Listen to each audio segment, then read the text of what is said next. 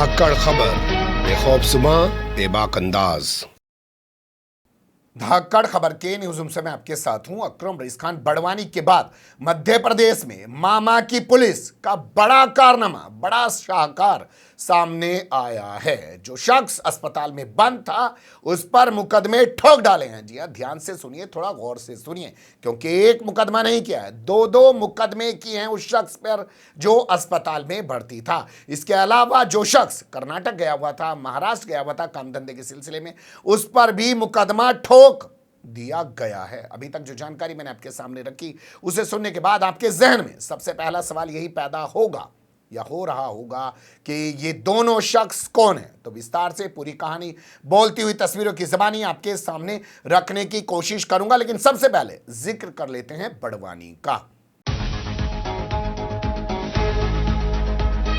देखिए, बड़वानी का जिक्र शुरू करें उससे पहले मुझे लगता है आपको ये बता देना ज्यादा बेहतर होगा कि ये खबर आ रही है मध्य प्रदेश से, उस मध्य प्रदेश से जहां के मुख्यमंत्री हैं शिवराज सिंह चौहान, जो अपने आप को मामा बताते हैं, लेकिन लगता है वो मामा सिर्फ एक धर्म विशेष की महिलाओं के, बहन बेटियों के ही बनना चाहते हैं। धर्म विशेष की यानी कि मुस्लिम बहन बेटियों के वो मामा नहीं बनना चाहते। हालांकि उनका चरित्र पहले नहीं हुआ करता था, लेकिन जब से डाका जनी करके, लूट करके उन्होंने जनमत को हड़पा है और मुख्यमंत्री बन के बैठे हैं। किस तरीके से 2018 में जनता ने कांग्रेस को जनमत दिया था, लेकिन 22 विधायकों को इस्तीफा दिलवाकर शिवराज सिंह चौहान ने जो सत्ता हड़पी है, उसके बाद उनका ये नया रूप देखने को मिल रहा है। वरना उससे पहले उनका ये इतिहास नहीं रहा है। वो सभी धर्म की महिलाओं, बहन बेटियों के मामा बने रहते थे। तो आप जानते ही हैं 10 अप्रैल को यहाँ पर कई जिलों में बवाल हुआ है, जिसमें बड़वानी है, खरगोन है। रामनवमी के मौके पर पथराव, हंगामा सब कुछ हुआ और उसके बाद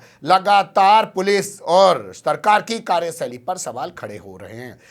यहाँ मुझे लगता है मैं बड़वानी का हाल आपके सामने रखूं उससे पहले ये भी बता देना आपको बेहतर होगा कि ये वही मध्य प्रदेश है जिसे आरएसएस की सबसे बड़ी प्रयोगशाला कहा जाता है, जहां से हथियार चला था राष्ट्रपिता महात्मा गांधी की हत्या करने के लिए, जहां पर नाथूराम गोडसे का मंदिर बना हुआ है। कालीचरण महाराज जमानत पर रिहा होने के बाद यहीं खुलेआम घूम रहा है।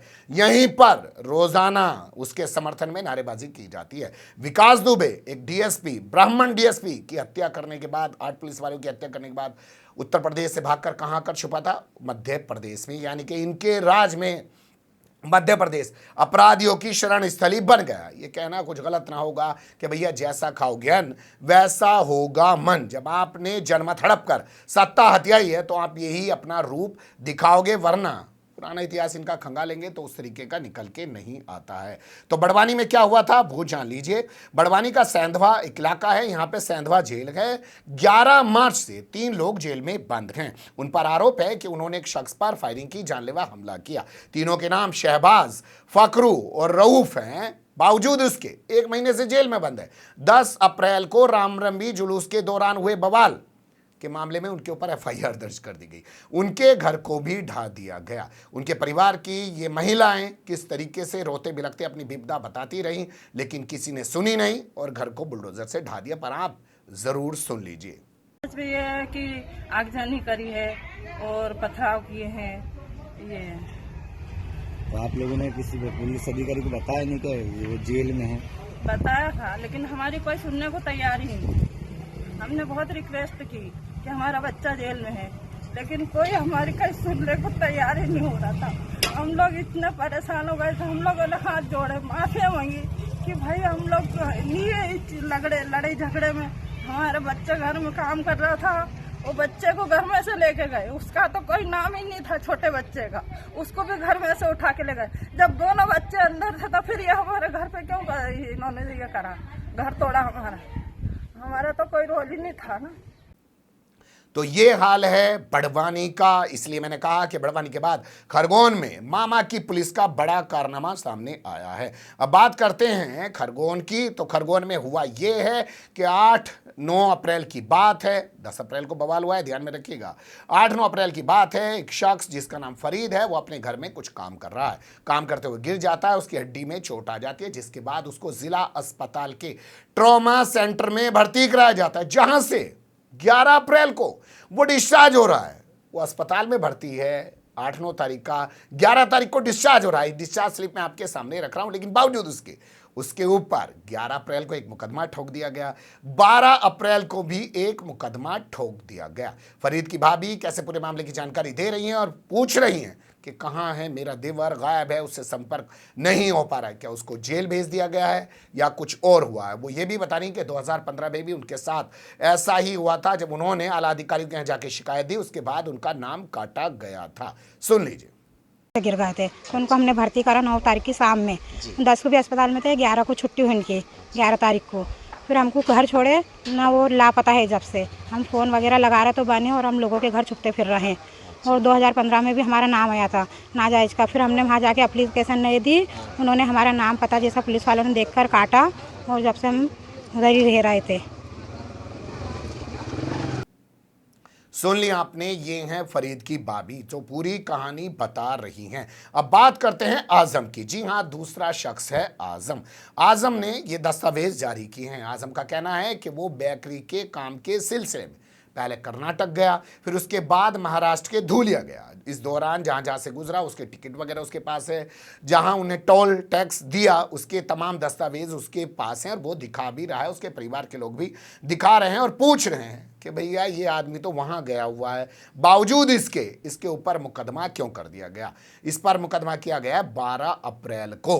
तो ये हाल है मामा की पुलिस का कि बड़वानी में जेल में बंद लोगों पे मुकदमा ठोक देती है। जैसे मान लो जेल जो है वो डेनी की जेल है। हिंदी फिल्मों में आपने देखा हो ना, डेनी के गुंडे बाहर निकल के आते थे, हत्या मर्डर बलात्कार करने के बाद फिर वापस चले जाते थे। तो लगता है मध्य प्रदेश में भी जो जेलर है वो इन्हें बाहर भेज देता है, ये लोग आते हैं, दंगा बवाल करते हैं और उसके बाद फिर अंदर चले जाते हैं और पुलिस इनके ऊपर मुकदमा ठोंक देती है।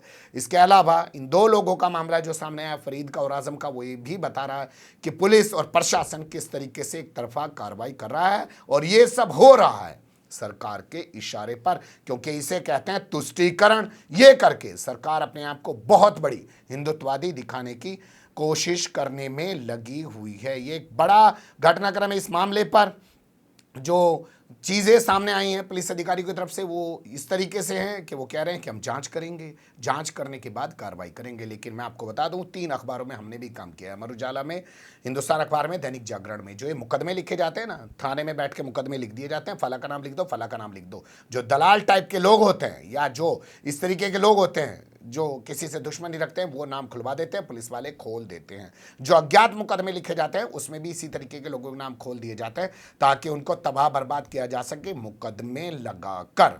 अब यहाँ इस तरीके की लगातार चीज़ें सामने आ रही हैं। ना बड़वानी में कोई एक्शन हुआ है पुलिस के ऊपर, ना एक्शन किया गया है खरगोन में, जबकि इन तमाम चीज़ों के बाद ज़बरदस्त एक्शन किया जाना चाहिए था लापरवाह पुलिस वालों के खिलाफ। लेकिन सत्ता उनको पाल रही है, उनसे करवा रही है, इसलिए वो सब कर रहे हैं। आप बने रहिएगा धाकड़ खबर के साथ। फिलहाल कमेंट्स के रूप में आप लोग अपनी राय दे सकते हैं, खबर को लाइक कर सकते हैं, चैनल को सब्सक्राइब कर सकते हैं और ज़्यादा से ज़्यादा हमारी खबरों को शेयर कर सकते हैं। फिर ऐसे किसी सुलगते हुए या उलझते मुद्दे लेकर मैं आपके सामने होऊंगा हाजिर। फिलहाल अभी मुझे दें इजाज़त।